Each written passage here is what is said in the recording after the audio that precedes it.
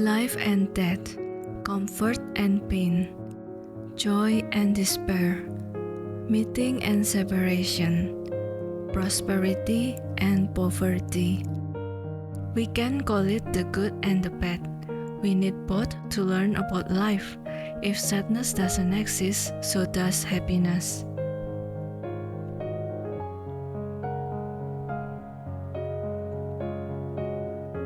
When we experience life, whether it's good or bad, we create a perception and then we react to it. Our perception and reaction were all recorded in our subconscious mind, creating a database where we will operate from.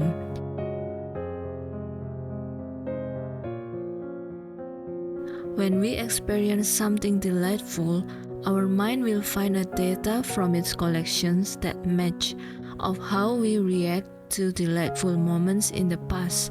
We feel happy. Then, every time we meet similar situation, we will feel happy. That applies to all kinds of experience we have, the good and the bad. The mind collected them all. None of us has the same perception, reaction, or response. The thoughts we think, the words we speak, the beliefs we accept, and the things we do are all different. Since the experience itself categorized into the good and the bad, so does our reaction. We have bad reaction and good response. We also have good personality or bad personality. The society makes us to avoid the bad one. Sometimes it becomes too much to follow the rules, standards, and expectations. Hence, we start to call everything that doesn't fit into the standards imperfection. The truth about imperfection. Imperfection is just about perception. The question is, whose perception? As we learned before that no one have the same reaction or response towards various life experiences, the way we think and perceive things are all different. What some people think is a weakness might be a strength to other people. There is no definite rule for everything. Actually, everything in life is not meant to be defined as good or bad. It's just meant to be experienced as it is. Since each moment has different purpose, the good one meant to be cherished, the bad one meant to be learned. That also applies to our self-image. Rather than judging ourselves, we need to be good and avoid the bad. That once again I remind us, good and bad are depends on whose perception. It's better for us to just accept ourselves as it is, and from there we can decide where we truly want to go and who we truly want to be. Comparison also plays a big role that often makes us think we are imperfect. There is a thin layer between comparison that is made to build people or comparison to bring down people. Here is what to do when we feel like we are imperfect. Being comfortable in the uncomfortable. Every one of us was born with natural inner beauty and roughness, but as we go through life, we cover ourselves with a layer after a layer of programming that comes from the way we react, respond, believe, and perceive about everything in life. All these layers create us an identity that covers our true human nature.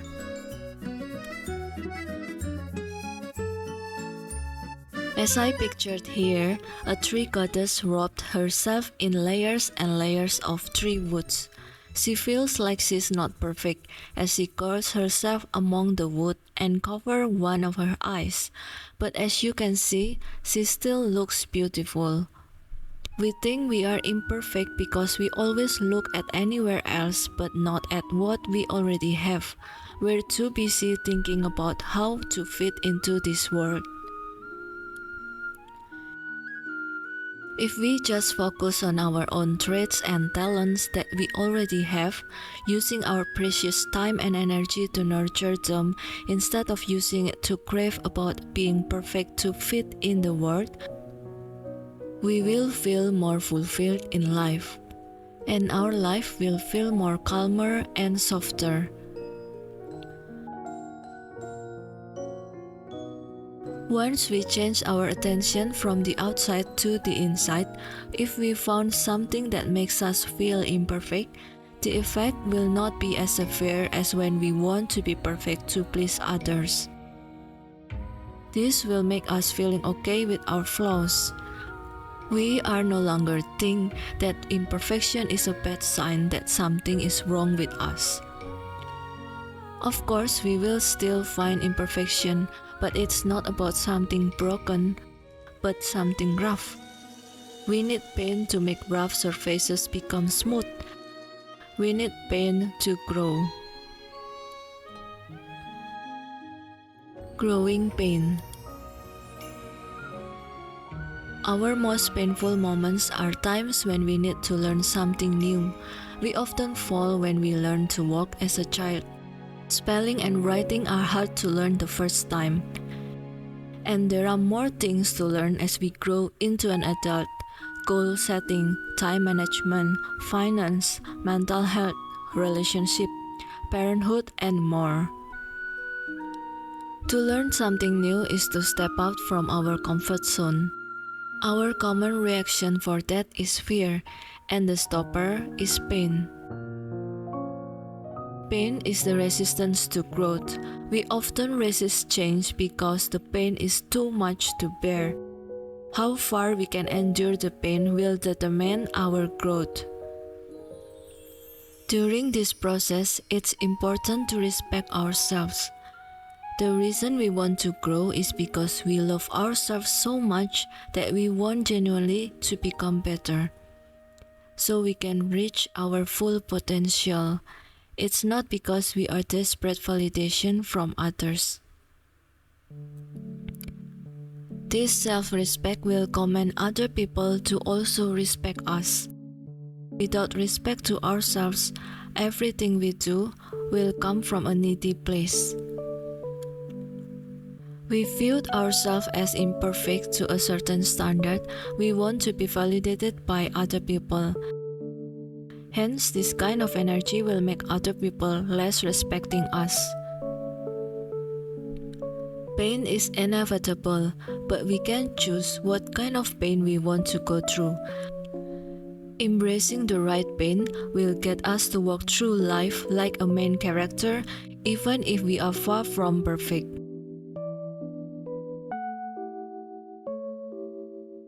Do you see what I see?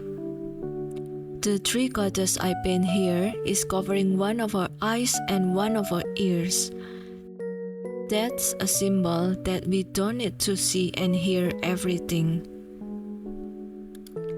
Seeing and hearing too much will make us questioning ourselves because we tend to compare ourselves with everything and everyone around us.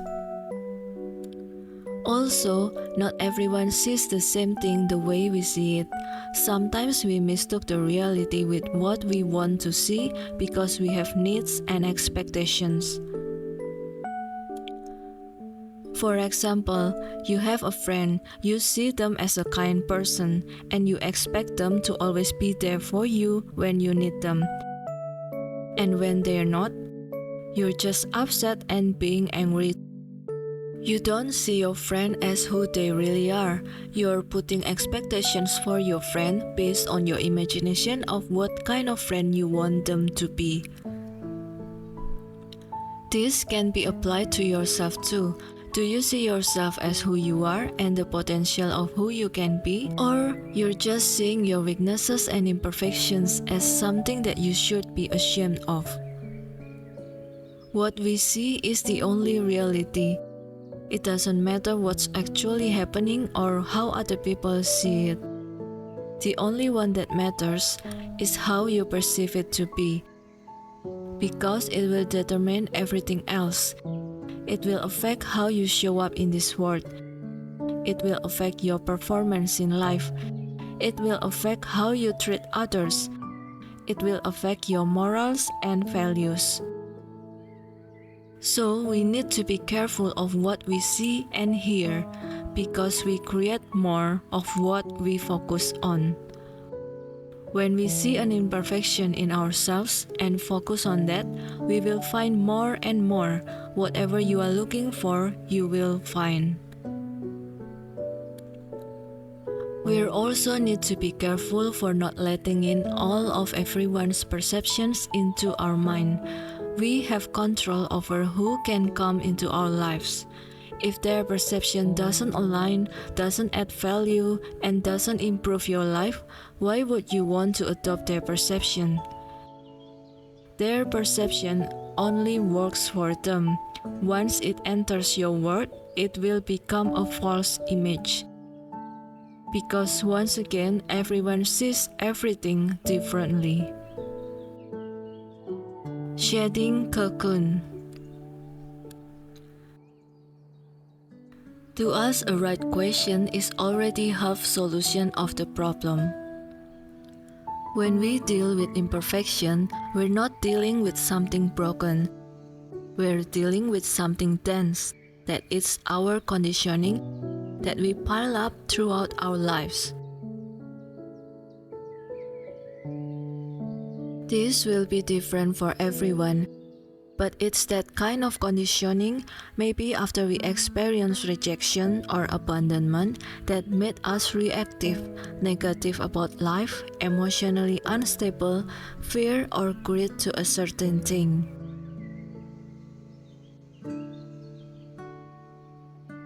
One thing to remember is that our experiences are not our identity. We experience failure, but we are not a failure. We need to change the way we look at things.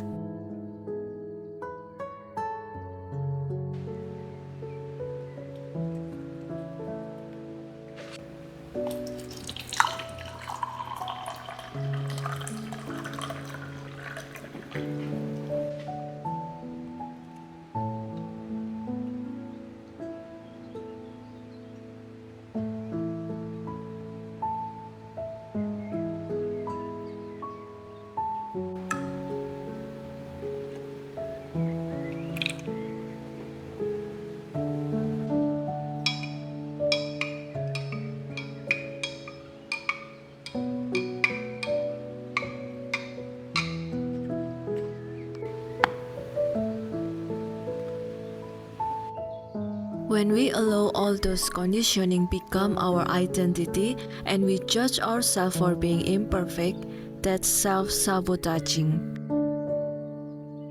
What we can do about this is to find out what kind of pattern we have, what kind of old conditioning that we have that make us think we are imperfect.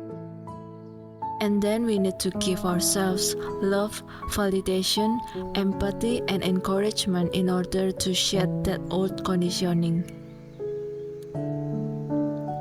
Let go the need to be judgmental to ourselves. Release the fear, shame, guilt, and all the heaviness in our soul. Your self-worth has nothing to do with all those dense layers of conditioning. Every time you shed a layer of your conditioning, limiting beliefs, old mindset, trauma, and hurt, you will then see yourself as a new person. Imperfection will no longer be our problem because we show up as our authentic self. We will now able to detach from circumstances around us, not worrying the outcome of things. Whether if it goes right or wrong, not being swept away by what someone think, say, and feel about us. Isn't it just a privilege to be free and live as who we really are? To have confidence based on inner worth, not solely from external image or validation of other people. You are perfect as who you really are, and you deserve to feel good about yourself all the time.